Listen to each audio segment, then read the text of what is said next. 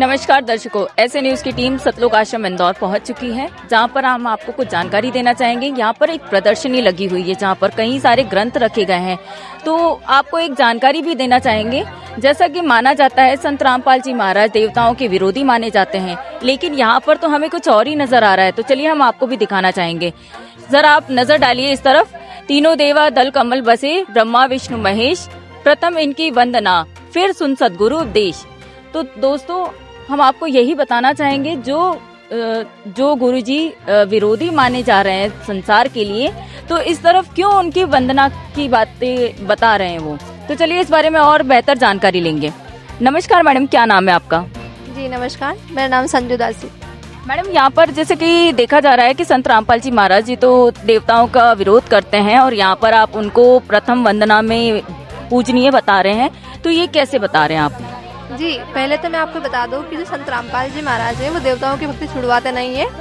इनकी साधना शास्त्रों में जो वर्णित विधि लिखी है उसके अनुसार करवाते हैं। जैसे कि मैं आपको बता दूं कि ये जो हमारा शरीर बना हुआ है स्त्री पुरुष का, इसमें हमारे चक्र बने हुए हैं। चक्र में देवताओं का निवास है, जैसे कंठ कमल में देवी जी दुर्गा जी है ना, हृदय कमल में शिव जी और पार्वती जी, इनका निवास है। तो गुरु जी हमको इनकी मूल मंत्र देते हैं। इनकी पूजा क्यों छुड़वाई जाती है जब इनको अगर प्रथम माना जाता है? तो इनकी पूजा छुड़वाते नहीं, जो शास्त्र में जो विधि लिखी इनके मूल मंत्रों का जाप करवाते गुरु जी हमसे, है ना। शास्त्र में जो विधि लिखी उसके अनुसार अपन भक्ति करेंगे तो अपने को सारा लाभ मिलेंगे। तो क्या इनके जाप करने से लाभ मिलेगा? जी बिल्कुल मिलेगा। आप किससे पूछ लीजिए, पूरे आश्रम में आप सबसे पूछ सकते हैं कि जिन्होंने नाम दीक्षा ली है, भक्ति करी है, उनको कितने लाभ मिले हैं। तो क्या आम आदमी इनका जाप करना शुरू कर दे तो चलेगा? नहीं, जो गुरु जी से नाम दीक्षा लेकर जाप करेगा उन्हीं को लाभ मिलेगा। अच्छा, गुरु भी होना चाहिए ऐसा? तो गुरु की क्या पहचान है फिर? गुरु की पहचान शास्त्रों में लिखी हुई है कि सदगुरु के लक्षण कहो मधुरे वेन विनोद, 4 वेद शास्त्र कहे 18 बोध, है ना। और सोई गुरु पूरा कहावे, 2 अक्षर का वेद बतावे, है ना। 1 छुड़ावे 1 लगावे, तब प्राणी निज घर को जावे। ये गुरु की महिमा बताई गई है, अपना गीता जी में बताई गई है। लेकिन आज तो देखा जाता है कई लोग ऐसे गुरु बैठे हैं जो कि ज्ञान प्रचार करते हैं, बताते हैं, भगवानों की विधि बताते हैं, लेकिन आपके गुरु तो अलग ही साधना बताते हैं। हमारे गुरु जी शास्त्र में जो विधि लिखी है उसके अनुसार भक्ति विधि बताते हैं।